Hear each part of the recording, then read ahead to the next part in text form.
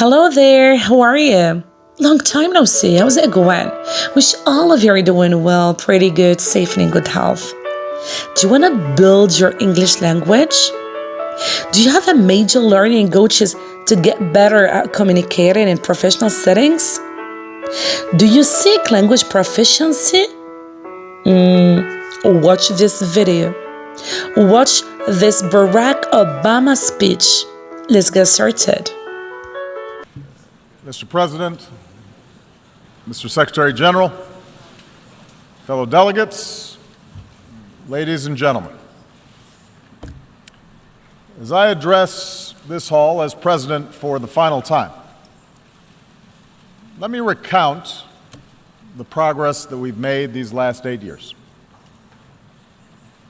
From the depths of the greatest financial crisis of our time, we coordinated our response to avoid further catastrophe and return the global economy to growth. We've taken away terrorist safe havens, strengthened the non-proliferation regime, resolved the Iranian nuclear issue through diplomacy. We opened relations with Cuba, helped Colombia end Latin America's longest war. And we welcome a democratically elected leader of Myanmar to this assembly. Our assistance is helping people feed themselves, care for the sick, power communities across Africa, and promote models of development rather than dependence.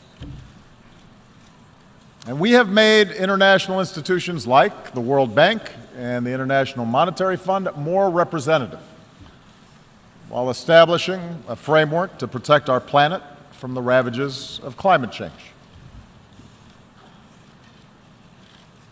This is important work. It has made a real difference in the lives of our people. And it could not have happened had we not worked together. And yet, around the globe, we are seeing the same forces of global integration that have made us interdependent also expose deep fault lines in the existing international order. We see it in the headlines every day. Around the world, refugees flow across borders in flight from brutal conflict. Financial disruptions continue to weigh upon our workers and entire communities. Across vast swaths of the Middle East, basic security, basic order has broken down. We see too many governments muzzling journalists and quashing dissent and censoring the flow of information. Terrorist networks use social media to prey upon the minds of our youth, endangering open societies and spurring anger against innocent immigrants and Muslims. Powerful nations contest the constraints placed on them by international law. And this is the paradox that defines our world today. A quarter century after the end of the Cold War, the world is by many measures less violent and more prosperous than ever before. And yet our societies are filled with uncertainty and unease and strife. Despite enormous progress, as people lose trust in institutions, governing becomes more difficult, and tensions between nations become more quick to surface. And so I believe that at this moment, we all face a choice. We can choose to press forward with a better model of cooperation and integration, or we can retreat into a world sharply divided and ultimately in conflict along age-old lines of nation and tribe and race and religion. I want to suggest to you today that we must go forward and not backward. I believe that as imperfect as they are, the principles of open markets and accountable governance, of democracy and human rights and international law that we have forged remain the firmest foundation for human progress in this century. I make this argument not based on theory or ideology, but on facts. Facts that all too often we forget in the immediacy of current events. Here's the most important fact. The integration of our global economy has made life better for billions of men, women, and children. Over the last 25 years, the number of people living in extreme poverty has been cut from nearly 40% of humanity to under 10%. That's unprecedented. And it's not an abstraction. It means children have enough to eat. Mothers don't die in childbirth. Meanwhile, cracking the genetic code promises to cure diseases that have plagued us for centuries.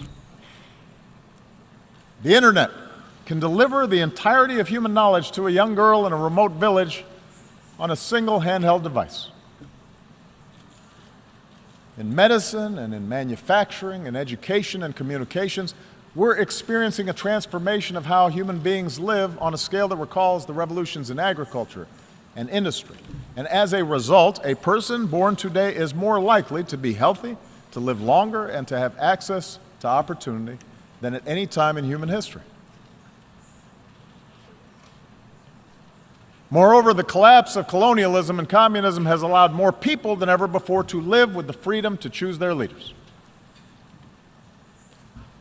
Despite the real and troubling areas where freedom appears in retreat, the fact remains that the number of democracies around the world has nearly doubled in the last 25 years. In remote corners of the world, citizens are demanding respect for the dignity of all people, no matter their gender or race or religion or disability or sexual orientation. And those who deny others dignity are subject to public reproach. An explosion of social media has given ordinary people more ways to express themselves and has raised people's expectations for those of us in power.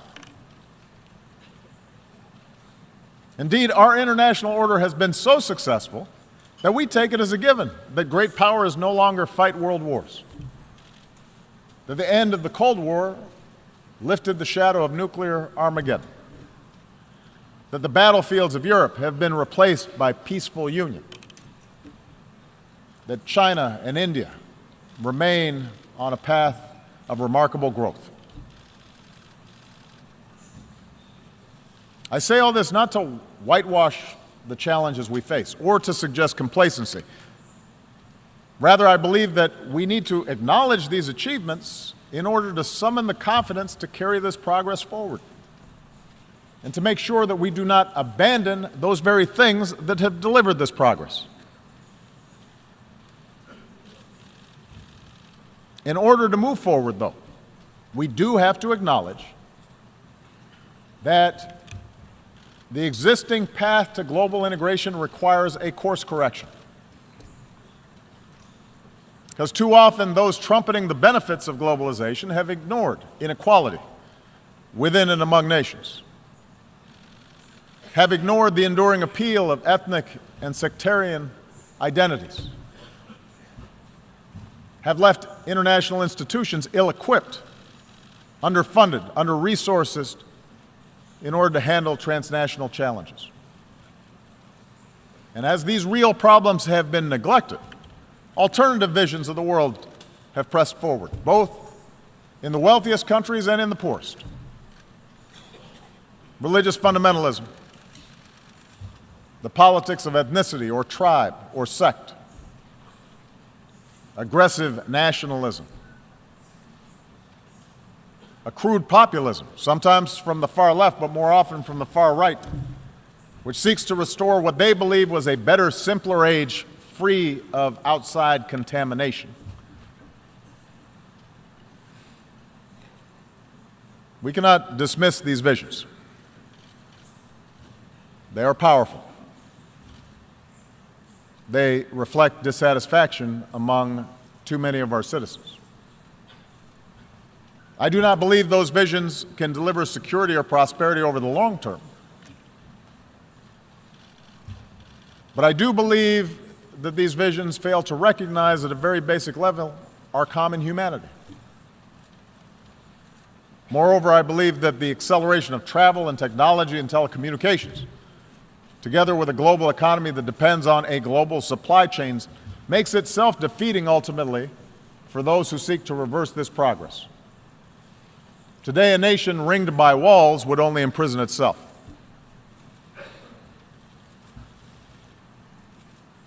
So the answer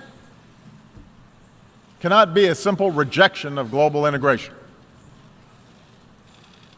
Instead, we must work together to make sure the benefits of such integration are broadly shared, and that the disruptions, economic, political, and cultural, that are caused by integration are squarely addressed.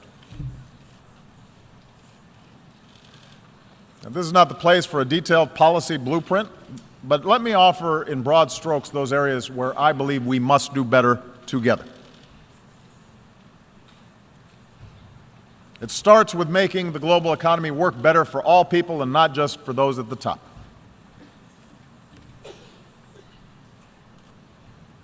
While open markets, capitalism have raised standards of living around the globe, globalization combined with rapid progress in technology has also weakened the position of workers and their ability to secure a decent wage. In advanced economies like my own, unions have been undermined, and many manufacturing jobs have disappeared. Often, those who benefit most from globalization have used their political power to further undermine the position of workers. In developing countries, labor organizations have often been suppressed, and the growth of the middle class has been held back by corruption and underinvestment. Mercantilist policies pursued by governments with export-driven models threaten to undermine the consensus that underpins global trade. And meanwhile, global capital is too often unaccountable. Nearly $8 trillion stashed away in tax havens, and a shadow banking system that grows beyond the reach of effective oversight. A world in which 1% of humanity controls as much wealth as the other 99% will never be stable.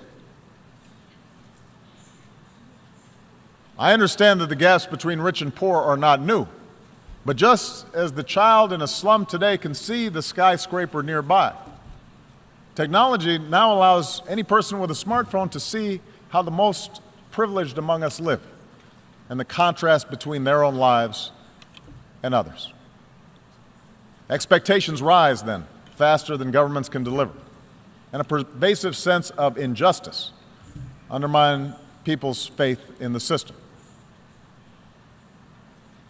So how do we fix this imbalance? We cannot unwind integration any more than we can stuff technology back into a box, nor can we look to failed models of the past. If we start resorting to trade wars, market-distorting subsidies, beggar thy neighbor policies, an over-reliance on natural resources instead of innovation, these approaches will make us poorer collectively, and they are more likely to lead to conflict.